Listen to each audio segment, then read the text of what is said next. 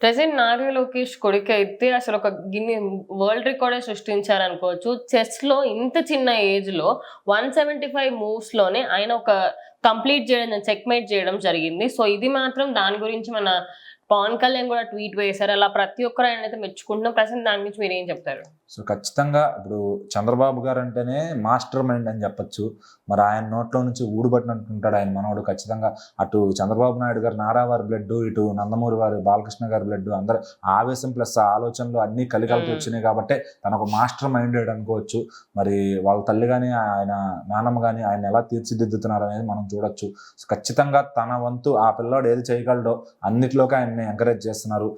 గేమ్స్లో కానీ, కల్చరల్ ఎడ్యుకేషన్స్లో కానీ, దేంట్లో అయినా కూడా అంటే అంత సపోర్ట్ ఇవ్వగలిగినప్పుడు తను ఎంత చేయగలుగుతాడో అంత చేస్తున్నాడు అనమాట. సో ఇప్పుడు తాజాగా చెస్ దాంట్లో ఒక రికార్డు అయితే పెట్టాడు. 12 నిమిషాల్లో 175 పజిల్స్ మొత్తం పూర్తి చేసి రికార్డు వరల్డ్ బుక్ ఆఫ్ రికార్డ్స్లోకి ఎక్కాడనమాట. సో మరి ఇంతకు ముందు కూడా చెస్ అనే దాంట్లో కానీ ఆయన ఎప్పుడూ రికార్డులు చేస్తూ ఉన్నాడు.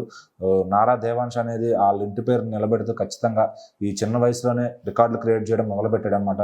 సో తను పెద్ద అయ్యేసరికి మరి ఏ level of world level champion ఇంకా ఏ రకంగా అవుతాడు, ఇంకా దేంట్లో తను సంవర్ధుడవుతాడు అనేది అది మనం ముందు చూడాలి. అయితే ఈ ఆయన ఆటని దాని గురించి మాట్లాడుతూ దాన్ని పొగుడుతూ కూడా పవన్ కళ్యాణ్ గారి నుంచి అయితే ఒక లెటర్ రావడం జరిగింది. సో తను సాధించిన విజయం ఏదైతే ఉందో నారా లోకేష్ గారు అబ్బాయి ఇట్లా సాధించాడని చెప్పి ఆయన అది విషయం తెలిసిన వెంటనే దాని గురించి పోస్ట్ చేశారనమాట.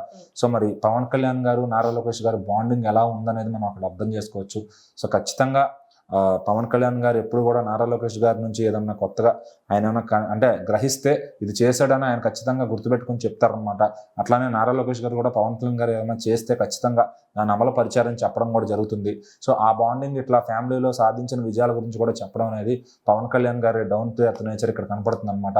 ఎందుకంటే ఆయనకు అవసరం లేదు, బట్ ఏంటంటే అది గుర్తించి ఆ గుర్తింపుని మన ప్రజలకి వాళ్ళ అభిమానులకు కూడా తెలియజేయాలి. ఎందుకంటే అది వాళ్ళు పట్టించుకోకపోవచ్చు, ఎందుకంటే అది తెలుగుదేశం కార్యకర్తలు మాత్రమే పట్టించుకుంటారు. కానీ అట్లా కాకుండా ఎవరైతే బాండింగ్లో ఉన్నాం కాబట్టి దాని గురించి ఆలోచించి అది వాళ్ళ అభిమానులకు కూడా తెలిసేలా చేశారు అంటే అక్కడ ఆయన అది మనం అర్థం చేసుకోవచ్చు ఆయన స్వభావం ఏంటనేది, కల్మషం లేని వ్యక్తి అని. సో మరి ఇప్పుడు నారా లోకేష్ గారు ఆయన నారా బ్రహ్మణి గారు ఫుల్ హ్యాపీగా ఉన్నారు వాళ్ళ అబ్బాయి పెడుతున్న రికార్డ్స్తో. మరి తను పెద్ద అయ్యే కొద్దీ ఇంకెన్ని సాధిస్తాడు, పెద్ద అయినాక ఇంకా ఏ రేంజ్కి వెళ్తాడు అనేది ముందు చూద్దాం.